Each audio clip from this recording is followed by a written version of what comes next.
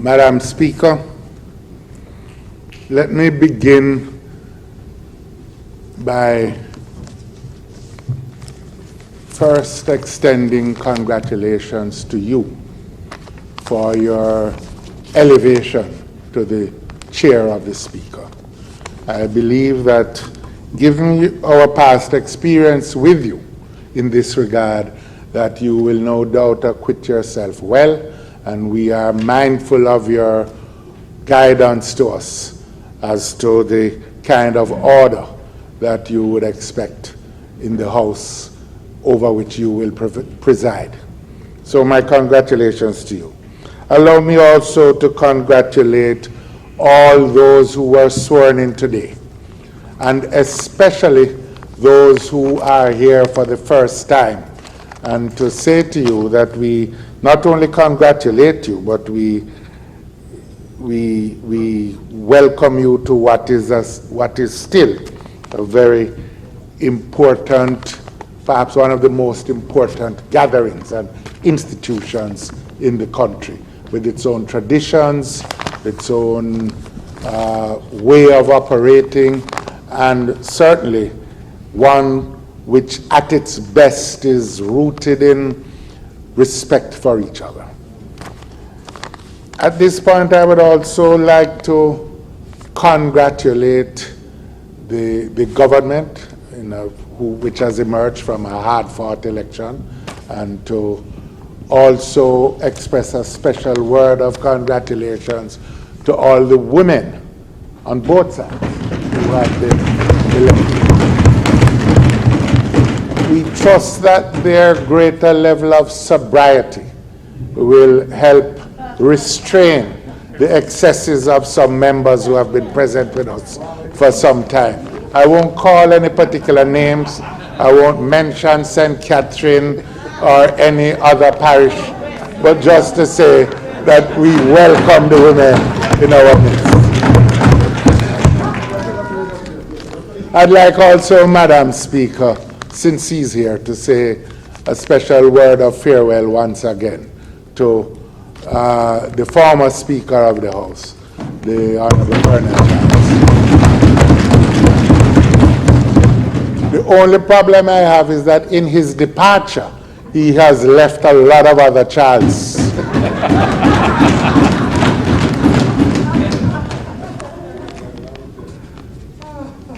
We are in a unique time in the country at this moment. The global pandemic is certainly upon us, and it is spread within and across communities in Jamaica, has intensified. It is also the case that the economic fallout to all of this is quite severe. The reports recently from the PIOJ of 18% decline GDP in the second quarter is in itself stunning and sobering, but it also, I believe, reflects what we can expect in the third quarter and in the year as a whole.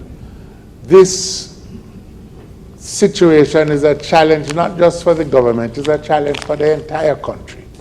And in a sense, it is going to require a vital national effort. And in this regard, I would like to echo sentiments already expressed that we come to this Parliament first as Jamaicans.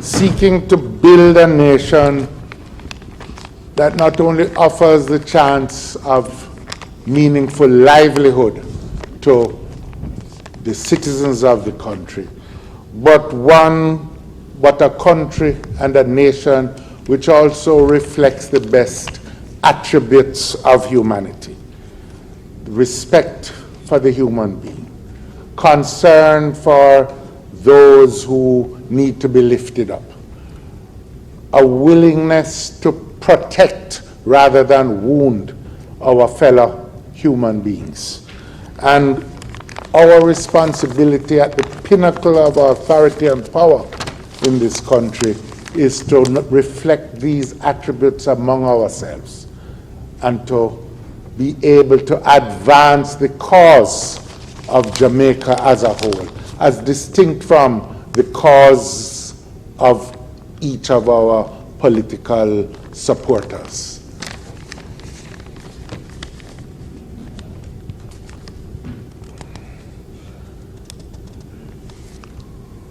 I want to say that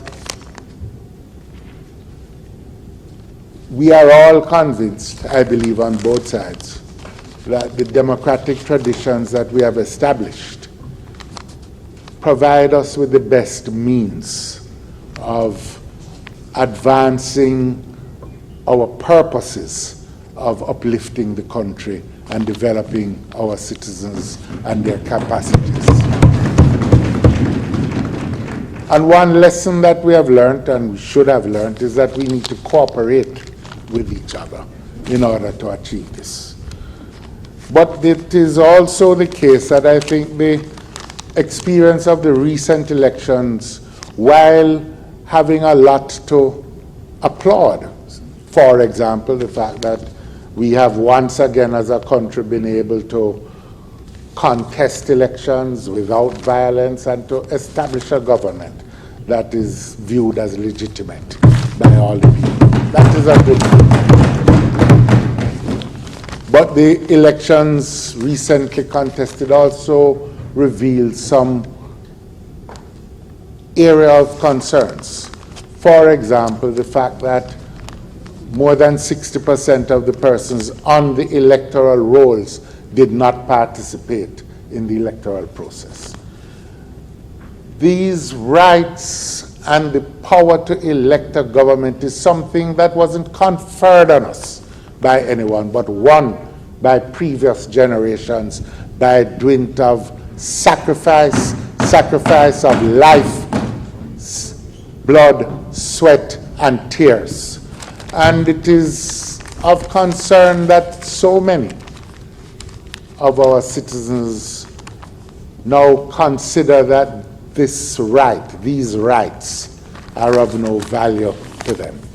I don't say this to blame them, but say this to point to the fact that if this trend is allowed to continue unchecked, then we will run the risk of damaging the foundations of our democracy, and we dare not do so.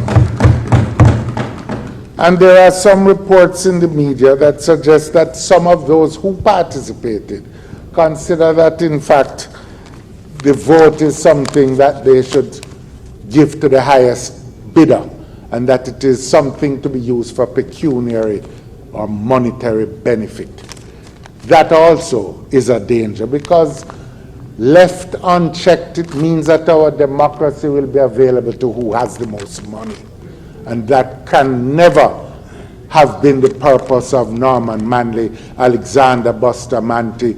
It can never have been the reason why Marcus Garvey devoted his life to the upliftment of African peoples, and it certainly wasn't the reason why Paul Bogle sacrificed his life on our behalf, or Daddy Sharp or Nanny. I believe that we need to take stock of all of this and do what we can to reverse this decline. I believe each political organization has to take it on as something that we separately consider, how we revive the sense of civic responsibility and civic duty.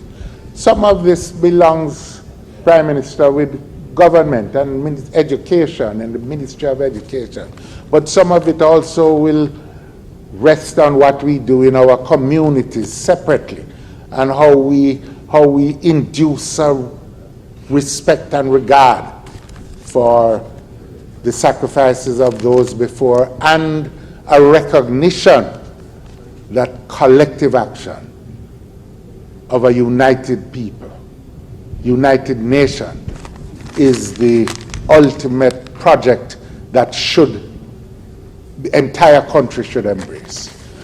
And I think that there are things possibly, even as each party plays its own role, there are things that we might want to contemplate doing jointly. In many countries, in some countries, there has been a deliberate effort to, when faced with the same set of risks and the same trends, to fashion some kind of national response. I think I would want to urge that the government contemplate a similar national response, and we will be willing to engage in it. An institute of civic education, public education, or something such as that, which we could embark upon in collaboration with our universities and with other stakeholders in the country. I, for one, don't recognize that I don't have decades in this process, but I value the process for what it has done for Jamaica and what it can still do, but we must protect it.